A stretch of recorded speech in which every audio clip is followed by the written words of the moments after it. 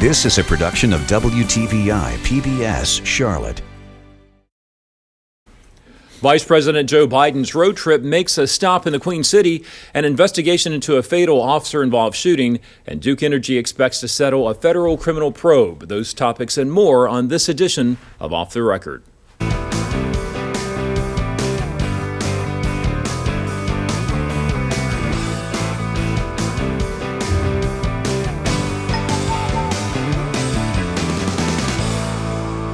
Good evening, I'm Jeff Rivenbark. Thanks for joining us. My guests this week are Tom Bullock with WFAE, Steve Crump with WBTV News 3, Mark Garrison with WBT Radio, and B. Thompson with WBAV. So very glad to have you all here with us today. Transportation Secretary and former Charlotte Mayor Anthony Foxx and Vice President Joe Biden were in Charlotte Thursday at Extravaganza Depot in North Charlotte. The Transportation Roundtable was part of a 4-day, 5-state bus tour to encourage the public to pressure lawmakers to invest in infrastructure improvements. They're hoping Congress will pass what's called the Grow America Act, which is a 6-year, $478 billion transportation bill. I know Tom, you, and Steve were both there. Foxx was talking about a major problem that we need to work on. What was he alluding to? Well, Secretary of Transportation Anthony Foxx kind of took let's break this into two parts. He took the official pitch, and what he was saying is something that lawmakers all seem to agree on. The country's infrastructure is crumbling. It isn't going to be able to continue the economic growth and the population growth that's projected for the next 30 years. And it will, they argue, hold America back when it comes to just about everything. I mean, if you don't have good roads, if you don't have good rails, if you don't have good airports, there comes a point where you just start slowing down because you need these things for the economy to run. And that's what he was here to pitch. Anthony Foxx really came out and, the crowd loved him. They were happy to see him back. But his whole focus... All grown up. Yeah, exactly. His whole focus was, this is why we need this. This is the right time to do it. And this is why the president is, pushing this proposal out there. That was Anthony Foxx. Joe Biden, however, I think Joe Biden had, an additional point of view to sell. Wouldn't you agree? Well, yeah, it was kind of the will he or won't he, but the thing that was so amazing, you talk about a bus tour, if it's a bus tour, why are you using Air Force Two and tying up the roads here? Yeah. But the other side of that is, and where the two of them kind of piggyback, was the issue of rails, because Joe Biden basically says there are 9 corridors in this country where you could develop high-speed rail. And that was one of the things where he and Foxx pretty much got along, where Foxx basically talked about, imagine going from Charlotte to Atlanta in 2 hours on a high-speed rail. So as much as it was about bridges, infrastructure, providing jobs, it was also a glimpse into the future. And that future, I would argue, at least in Joe Biden's mind, is kind of focused. Besides infrastructure, he's still Infrastructure Joe. He's kind of focused on 2016. I mean, will he or won't he? Will he or won't he? And what it seems to me is this is obviously that he was launching test balloons to try to see if his, test outlines for a potential stump speech to go out to crowds and get seen in key states. I mean, if you look at his schedule, Anthony Foxx did the 5 states. Joe Biden did 2 of these states. He did South Carolina and North Carolina this week. Last week, he was in Iowa. Next week, he's in New Hampshire. So basically what you're seeing are all of these early primary states, primary or caucuses in the case of Iowa, are seeing Joe Biden coming out to kind of say, hey, how are you? But I'm Joe. Tom and I were chatting before the show, though, about how interesting this whole Biden phenomenon really is. I mean, everybody's waiting on Hillary to be anointed, and even the national pundits almost look at him as a Saturday Night Live character. I mean, he is just he's not being taken seriously, which for a VP is just fascinating. A sitting to me. VP, yeah. A sitting VP. 2 years away from ending his second term. In any other year, this would clearly be the front runner. Right. That's right. But he has to take these opportunities now, so it shouldn't surprise anybody that he's coming along on these things. Those are important topics to talk about, but it's also positioning where those topics will be when he makes his decision, which I truly believe has already been made, and that's why you're making these soft runs and stops in strategic states at given times. Because while the Republicans are still trying to figure out what they're doing, and we're hearing early reports that Democratic strategists and the faithful are getting tired of hearing from Hillary asking for money when you haven't even declared yet, then it may be that, Joe, you may get some of those who say, we've had enough of this. Sometimes you can wear yourself out in the early running to where you don't really are considered seriously later on. And to me, that's a concern. And then I there's think still- Joe Biden is doing the right thing by going around, gauging. It's almost he's taking pulse in every state he's stopping in. And you know, I was just going to say the whole Elizabeth Warren factor, if you want to kind of broaden it out Yeah. in terms of the national look at the Democratic Party. And she said flat out, she's I'm not gonna going to do it. But, politicians say that. And I do think, one thing that we need to remember now is on the state level, North Carolina is extremely red. But when it comes to national politics, when it comes to presidential races, it is a very purple state. And the fact that it has an early primary where, politicians can get that momentum, which really just means, well, it looks like this person has legs, let's start giving that person some more money. We're going to see a lot of this. And in reality, we already have. I mean, if you go back to, the Hagen-Tillis race, I mean, how many high-profile potential 2016 presidential candidates on the Republican side came through? Let's see, Jeb Bush, Marco Rubio, Ted Cruz, Paul Ryan. And although how he's out. many different organizations just threw money at this state trying to convince people one way or the other? If you thought you were sick of political ads before, get ready, because it's going to start all over again. Well, and we're going to be ground zero. And then with South Carolina, you go back to the early primaries there and kind of the precursor to Super Tuesday. Another big talker this week, in addition to the weather, a domestic argument with a tragic ending. Police were called to Dillahay Courts in North Charlotte Wednesday night. The police department says a 20-year-old woman lunged at Officer Anthony Halshauer with a knife, and he fired back, fatally shooting the woman. The Charlotte Observer reports the officer is a 5-year veteran of the CMPD. He was cleared just 3 years ago in connection with another fatal shooting. The district attorney is now reviewing this latest incident. I think a lot of people were wondering why wasn't maybe a taser used instead of a gun? Well, that's a question that I put yesterday to 2 consultants from around the country who work with cops on use of force issues. And in this particular case, both of them said he was in a confined space. The woman had a knife. She could cover as much as 20 feet in about 2 to 3 seconds. That the weapon of choice in a situation like that is a gun and not a taser. Tasers have to be activated. There are some accuracy issues, they say. So that's at least what we're hearing is the reason for not using a taser in a situation like that. Well, what crosses my mind is when the call was sent out, it was said that there was a knife involved with this, which in my mind's eye, and this is my little quarterback thing on this, days afterwards, if you have already been made aware that this person has a weapon, and the weapon is specifically a knife, not a gun, where you would have to try to outgun them, why not, given what we're saying about police interactions with community and with African American community, why not arm your little taser before you go and have that in your hand as opposed to reaching for the gun? And I know it's about the position of it, where it is on your body, activating it, all of that. Well, also, and I can understand that. You but have to realize, I went back and looked yesterday, CMPD's use of force policy is pretty simple. If you feel threatened by a weapon, you are entitled to use deadly force. I mean, that's the long and the short of their deadly force policy. And so officers are armed with that mindset going into situations. And that's what got one officer in trouble of shooting someone when 2 other officers said they didn't feel in fear. No, One that's officer true. said he felt in fear. So if you use that policy, it's almost like something an officer told me years ago, because I would do a lot of driving by myself, speaking in different parts of both states. And I said, well, I'm driving at night. The officer said to me, well, you have a gun, it's registered, keep it on the seat. And if you have to shoot somebody, just say, I was in fear for my life. That's all right. But And the it other clears the other you. thing here, though, is this officer and his past. The fact of the matter is, Chief Rodney Monroe has says, listen, we've revisited this issue with the same guy before. Yeah, and which brings up another very interesting question about this man. And in his press conference, Chief Monroe alluded to this, and that is his mental fitness to continue because of the emotional trauma of killing 2 people and being in a gun battle in another case.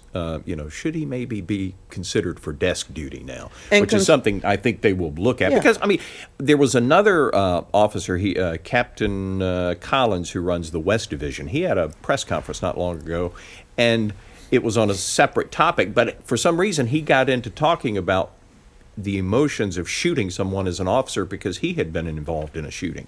And he talked about how tough it is on you years later. So here, this officer, Holzhauer's been involved in 2 fatals. I would have to think it's either time to look at retirement or a different role in the police department. 2 fatals, 3 different shooting incidences in 5 years. Yeah, that's It a lot. may be time you need to come off the side where you got bullets. It will be interesting indeed to see where the district attorney falls on this.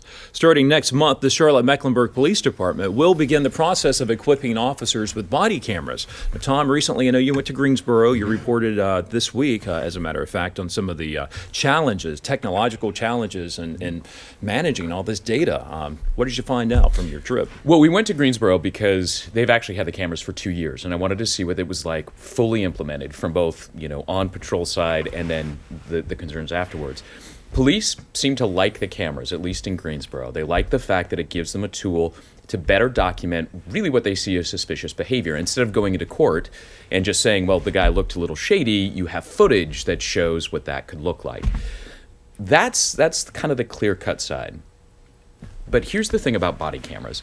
They are being pitched as kind of this panacea. When we have all of these officer-involved shootings in a post-Ferguson America, the idea of body cameras seems to be held up by everybody as this is the solution. This is the best form of accountability. And it may be or it may not be. Body cameras are a tool. It really matters simply how they're used. So in Greensboro, they're partnering with the ACLU, which is not normally a group that is pro-police surveillance, to try to come up with better policies to kind of guide how body camera footage is used. Because the important thing here is it's digital recording. It's stored on a computer. It's data. That's it. It's data. And the fears that people have is that first fear is that this data could be mined for something. And that's not just hyperbole or talking, just coming up with ideas. I mean, let's not forget that not too long ago, the Asheville police announced to everybody they had a box of videotapes of political rallies that's been sitting in their office for who knows how long. Yeah. They're not going to destroy it. They say they're not going to do anything with it, but police stations have been known. But the other fear, the one that really gets me the most, is this is a question of access. If it's supposed to build trust, if it's supposed to calm the community down and let them have a tool to keep officers accountable, then it should be public record. Well, and it gets complicated. It does get complicated. Because there are the issues of transparency, and, especially with what they're looking to do here in Charlotte. The question is who will have access and how much of that will be admissible in court. Granted, it's nice to know that the ACLU and the police union and, those guys are all getting along. But at the end of the day, who's going to be able to see it? And here's another thing that's interesting, too, is talking about transparency. Wasn't it in St. Louis this week that they had a big the dashcam video footage, and you can hear one of the officers saying, "Turn this off," and then they beat the stuffing out of some guy, I think, or something similar to that. In other words, they turned the cameras off and then did what they wanted to do. And that's with body cameras, you do have to turn them on. The other thing that concerns me about all of this is the accessibility of that footage. If the police think it's not a good reflection on them, would a defense attorney be able to say, I'm going to subpoena it? And so far, in most of these cases, we've not seen police departments allow that footage to be used by the person who's being filmed having whatever done to them. And this of keeping it, how long do you keep it? The case out of Florida, now this is just about a picture, a mugshot. And the woman sees her brother's picture being used at a firing range. And they go, how did you end up with this picture of this guy who was arrested some time before, and his picture is being used at a firing range by police officers? So the footage that you take, is it to be used for training also? How long would you use that for training? And if it's footage of a relative of mine or someone else, and we say, I don't want you to use that. That is part of my right for privacy. So how do you deal with that in a legal standpoint? Can only the police use that footage for their own defense and not someone who is in and then the footage? question of discovery as it relates to what prosecutors do, as what B brings up with the whole thing of defense attorneys. So, well, I think that's the thing I took away from Tom's story was really well done in Greensboro, is that the legislature is going to have to get involved here at some point and tweak the open records laws and some of the discovery laws, don't you think? it's the only solution, at least in North Carolina, that is going to be able to truly codify this kind of fine line that people are going to have to walk. Because, the police argue this is, it can be used for training purposes, as B brought up. So it's part of a personnel file. Well, that's not public record. Or it's involved in a criminal complaint. That's not public record. So there has to be this fine line to walk, and it really does get tricky. I mean, in the police force's defense, I agree. There are some things that if it's part of a personnel record, I mean, that actually is a legitimate claim. But how far they go with that's debatable. Now, the thing I'm sorry, Mark. No, the thing that concerned me the most about this is going back to Chief Rodney Monroe. He has said this is the number one priority. The police in Charlotte have been saying this is going to solve everything. This is going to do everything. We tried multiple times to get them to talk to us for the series, and they just won't. And you're right. Ask yourself this. I'm not saying there's anything strange going on, but if you're saying this is your best plan to convince the public to trust the force more, to build trust in your officers, then why won't you talk about it? That's so interesting that you say that, because I have run into the same song and dance with CMPD. I've tried to do a number of stories with them about body cams, and the response I get is, no, Chief's not available. We're not talking about that. We have nothing to say about that. And one of the things you reported on was that they already have them, the motorcycle units. Yes, so. that really surprised me. They've had them, I believe, since 2012. It was, it makes sense the way that they're using them, because let's face it, dashboard camera is kind of the standard now. Well, that doesn't work so well on a motorcycle. So now you have all of this footage from, these 16 motorcycle units that have been doing traffic stops. So what are they doing with that footage? We don't know. Well, I thought it was very interesting this week and very ironic that within, 12 hours of getting inducted into the Order of the Longleaf Pine, where Chief Monroe, less than 12 hours later, he gets a call going, one of your officers just killed somebody. So he went from a great high. Same day. Yeah, but within 12 hours. He went from a great high to now I got to deal with one of my officers and another shooting in my city. Now, think about this, and to me, this is a good example. The officer shooting we were just talking about in that apartment. If he'd been wearing a body cam, me personally, I think you almost instantly make that footage available and let the public decide. Should he have used a taser? Should he have had his gun drawn? I mean, it would settle the question.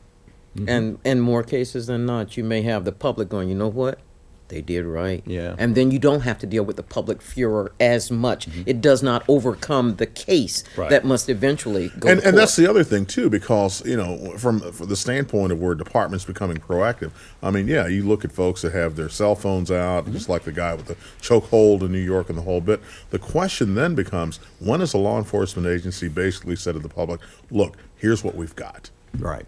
Well, another big story this week. In the days ahead, we should learn if criminal charges will be brought against Duke Energy for multiple misdemeanor violations of the Federal Clean Water Act. Now, you will recall about a year ago, a retired Duke power plant in Eden spilled an estimated 39,000 tons of coal ash into the Dan River. This week, the utility disclosed in a regulatory filing it would pay $100 million, a $100 million fine under a settlement agreement. So I ask you, is Duke Energy getting off easy with this? I mean, $100 million seems like a lot. Well, it's certainly a lot to any of our checkbooks. But for Duke Energy, not so much. Well, and I think, if I'm not mistaken, the $100 million, it's write a check, nobody's arrested, deal done, case closed. That's my understanding. Now, whether they can come back later if there are more spills or more discoveries of problems, I mean, we know that these pipes are leaking all over the state, but I think this sort of open the checkbook and get out of trouble. Well, as a consumer and as a daughter of this state, I want to coddle someone in there that says "but," and I want behind that "but" something And you're a that former Duke says, employee. That's right. But if you pay that money, that doesn't just let you off the hook, and down the road something else happens, and then whose responsibility is it? Because the people who live around that river didn't cause that to happen. And I don't think any corporate citizen should be let off the hook if there's residual effects of something that you did in the operation of your business. We should be able to go back. Superfund was started when people did things, shut stuff down, Love and went Canal. away. And you got to go back and you got to fix that. I don't care if it's 20 years, 30 years down the road. You caused it. You need to deal with it. I kind of compare this to like a construction project. We always get the estimate and you know how much it's going to cost. And when you get in there, start digging, ripping down walls, you find out it's going to cost more.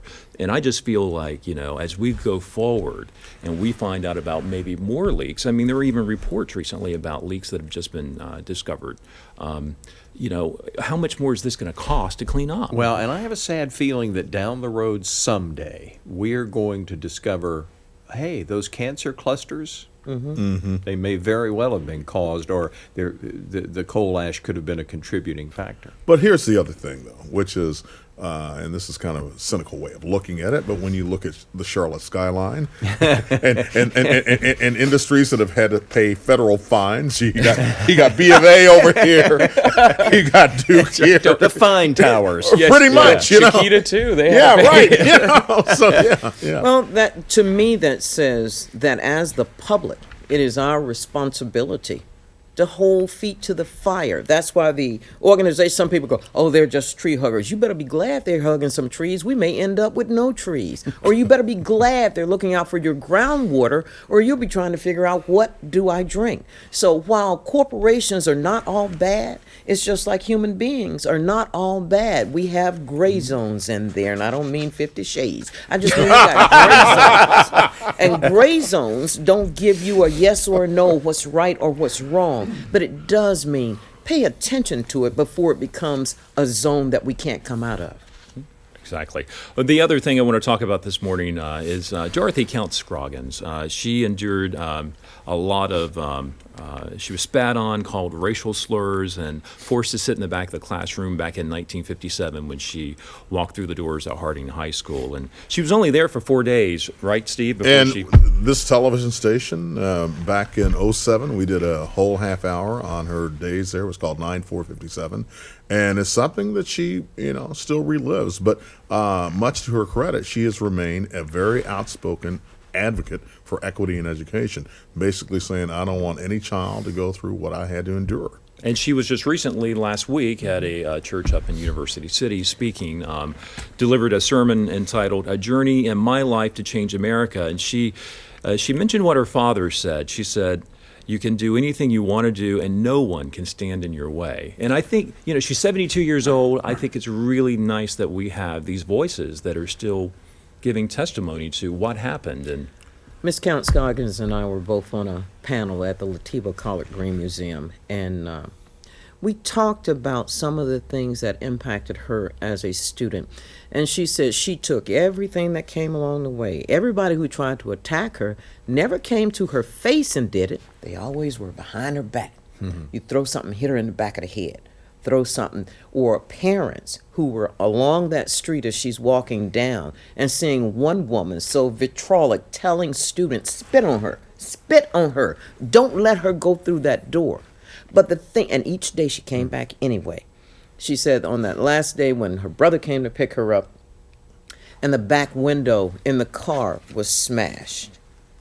And there was an incident where one young lady who had come to Harding had just recently moved there. And she reached out to her, and they're talking, just two girls, and she's like, man, I made a friend today. But when she went back the next day, the young girl had this look on her face like, I can't really talk to you. And it's because her family had been threatened, that if your daughter doesn't stop talking to her, you got to go too. But when the violence got to the point of knocking out the window in the car, she said that was when she really thought about it. It had become not just for her, but for her family as well. And that was when her father, right, Reverend Herman said, Council, it was Herman Jr. that was driving the car. He goes to pick her up. Somebody bricks the car, and then that evening is when they pretty much before the cameras said, "Look, we're going to pull our child out of school." And she agreed because she said each day they would ask her, "You want to go back?" And she said, "Yeah, I'm going back. I'm going back," until it became dangerous for her whole family. She said for herself, she would have dealt with it. But now you're threatening the whole family. One of the things that I was reading in an article was that students spat in her food in the lunchroom. And, I think... And she said she asked her parents the next day, the only thing I want to know is, can I take my lunch? She just wanted to be able to eat. And they would stand up behind her, spit in her food, and walk away. And all she wanted to do was, I got to be there all day. Can I just take my lunch? That was her answer, as opposed to saying they don't spat on me and they spat in my food and I can't go back. She said, "No, can you just fix me up and what's bad sad lunch is and I'll take it." None of the adults in that place of learning defended her. I The mean, principal they- never came right. out and said anything. She said she was in the cafeteria one day and they spat in her food, and the principal did this. Oh, I have a meeting. And left. So let me ask you this: when you've been in workshops or areas where you've seen Dorothy speaking, what is the reaction of some of the young people who are watching her? Totally enraptured and listening and not really believing. You know, I've talked about overt and covert racism before, and having lived through overt racism and then seeing my daughter's generation and the generation behind me, a little covert racism, but not really recognizing it. The young people who were sitting in that audience on Friday night were listening to her going, I don't believe that. Or I'd have turned around and knocked somebody out. Right. That kind of the response. thing, there are two very different camps on that. Having done some forums with Dot over the years, which is, as B said, you have that one situation, but a lot of times when you have suburban kids, they don't get it. There's kind of a blank stare. It's like, oh, that doesn't affect me. All right. Well, with that, we'll put a period at the end of the discussion, but certainly our hats off to Dorothy and the legacy she has. That's all the time we have this week. Thanks to my guests, Tom Bullock with WFAE, Steve Crump with WBTV News 3, Mark Garrison with WBT Radio, and B. Thompson with WBAV. We're so glad you joined us this evening. Be sure to join us again next week for Off the Record. Until then, make it a great week.